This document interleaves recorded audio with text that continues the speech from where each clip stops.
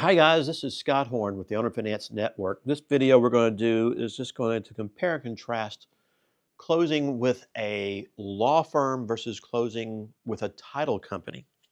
And guys, very different in that regard in what you do, what you're doing, what you need, and things of that nature. And we're going to focus on creative financing, buying subject to the existing debt, selling that same way, or with a wraparound mortgage along the way. So if you like the video, please take a minute and like it. Don't forget to make any comments. We'll do our very best to get back to you on those. And take a moment and go subscribe to our YouTube channel as well. So title company versus law office. Now there's a lot of law offices, guys, that aren't closing offices. For instance, my office here in Texas, we are a closing office. We have an office in Arizona that closes national transactions as a closing entity only.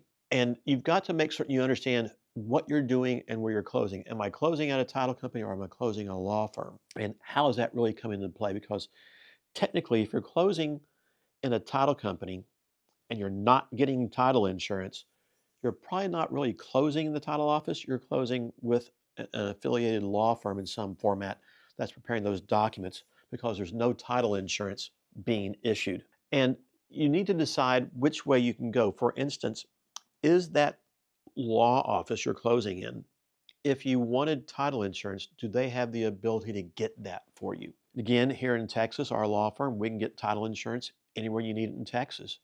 Likewise, we can get you title insurance anywhere in the country. But we've set those relationships up to be able to do that. There's a lot of law firms and closing agents that are non-title companies that don't have that ability. So take the time and find out what they can actually do to help you out in that regard. Obviously, if you're going to close in the title company at the same time where they're going to be issuing title insurance for you, whether you're buying or selling, the real question becomes in that title company is who's preparing the paperwork? Because escrow officers do not have the authority to prepare any type of closing documents, such as a note, deed of trust, warranty deed, these kind of items. The actual closing package from a legal perspective, yes, they can do the settlement statement and basic title documents, as we kind of call it. One of my biggest pet peeves, though, guys, talking and comparing a law office closing office versus a title company is really a knowledge base. Most title companies, most escrow officers are accustomed to handling these transactions from a retail perspective, meaning it's a homeowner who's lived in their house for the last 5, 10 years. They have a traditional mortgage on the property, everything's clean, and they're selling to another home buyer who's getting another mortgage. It's pretty cookie cutter, cut and dry, and simple. You simply don't run into all the hair that we run into on our investment transactions so often. Also, the traditional escrow officer, they will do standard refinances that are pretty simple and cookie cutter to do as well. On the flip side, when we get into our creative finance world, the problem is escrow officers don't understand this stuff. They don't know it. They may say they do this, but so often they do not. They might understand some of the very basic paperwork involved or needed, possibly, but they can't talk to you about it because they're not lawyers. They also don't understand compliance. When you're buying a home, are there any compliance issues in your state that you need to be thinking about between you and your seller? For instance, here in Texas, if we're buying a home subject to the existing debt or with a wraparound mortgage from that seller, we have to be thinking about the underlying lien disclosure notice and an insurance disclosure notice that the seller is mandated to give us, the buyer. It's just one of those things that you are supposed to do and follow.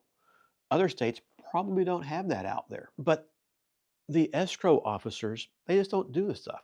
Also, do they really know what it is you're doing in this transaction and what the paperwork that they're calling their lawyer buddy with or affiliated law firm with and what to request and get out there?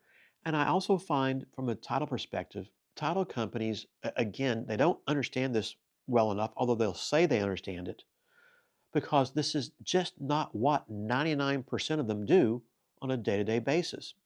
Now, there are some out there who are title companies that do this, but I can almost guarantee you behind the scenes, there's a knowledgeable law firm handling things that understands the things that you need to go through and take care of. Now, I like closing in a law office closing office versus a title company, especially for our creative finance deals, whether you need title insurance or not. Because the other thing is that the law office can take the time to talk to the buyer and seller about the transaction, about what is going on. They have more power to answer questions that may come up. A title escrow officer really doesn't. Title escrow officers are limited under the Department of Insurances from really getting in depth on anything. They can explain just basic overview. This is your settlement statement. It's the financial part of your transaction. This is a real estate lien note or your promissory note. That's your agreement, your promise to pay. What's the deed of trust? Well, that creates a lien on the property. Can they go further than that? Can they really discuss provisions inside the documents? They're not supposed to. That domain is left for the lawyers in most cases out there. So ergo, I like to flip over to the law firm for those purposes when you have that knowledgeable law firm closing agent. They're able to take time to answer questions that so often arise between sellers and buyers out there, whether it's a homeowner buying the home from you, the investor, maybe with a wraparound. A lot of questions come up regarding what is a wraparound, how does it work, the first lien mortgage, how are they protected, these kind of things. If you're buying a home from a seller as an investor, these sellers, they don't understand our business. We as investors understand it. And because this is what we do on a daily basis, we think that these homeowners, they're going to know exactly what we're talking about. And I think as most of you already know, that is about as far from the truth as they come. Oh my gosh. And so these sellers want someone who they can talk with to at least get some answers. And another thing I find, unfortunately, is that nobody wants to pay additional legal fees to retain an attorney to represent the seller or the buyer. And so there's a myriad of reasons why I think closing in a law office closing entity where that law office has the ability to get title insurance should you need it. And for instance, in my offices here in Texas and nationally, we have the ability to order up what we call it title evidence, which is your eventual title policy for you, no matter where you are. Great. So that title policy will be issued, on your behalf, whether you're buying or selling. But we want that ability to communicate with the parties. We want a better understanding of compliance. Too many, I guess I'll throw this out there. Closing entities from a law firm perspective as well as title companies, they don't understand the compliance and they really don't care because all they want to do is close your transaction and make a quick buck. It's when you can find that quality closing agent law firm that understands this business. And again, there are very few and far in between. In fact, I'll tell you here in Texas, there's only a very small handful, maybe 3 or 4, that have a pretty good working knowledge of this. I see a lot of title companies that proclaim they know it, and they really don't. Their main goal is just to close the deal and make money. And again, trained monkeys guys can draft the closing package, the note, the deed of trust, the warranty deed. It's the other side of the equation, the 90%, the disclosures. Are you being compliant? Helping the investor think through the deal a little bit out there is what I try to get investors to think about and focus on as they're making a decision, where do I close this? And so often, though, they just don't know. And the new investor, when they get in the business, they're accustomed to going to a title company. So you go to title company ABC and they look at your sub 2 or wrap and they go, yeah, we can't do this. So get out there, do some networking, find the right entity that is right for you for closing, people who are knowledgeable about the industry that you're in, not just the contract side of the equation, the closing document side, the disclosure set, to make sure they can assist you in navigating your transaction and getting your transaction closed properly to protect both you as a seller or a buyer and vice versa, whether you're buying a home from a seller or selling it to a back-end home buyer.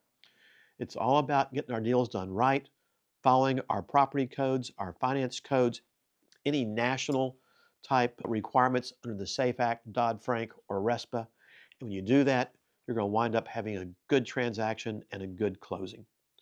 So guys, I hope you found this video helpful about title companies versus law firm closings.